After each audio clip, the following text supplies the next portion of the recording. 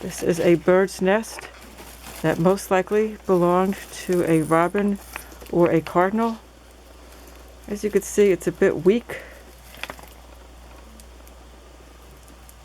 but it has a nice shape and could make for a great craft project.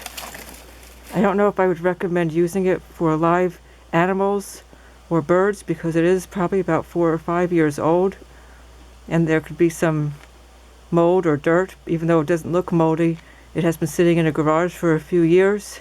However, it could be a great arts and craft project, or taxidermy, or for some kind of photography or art project.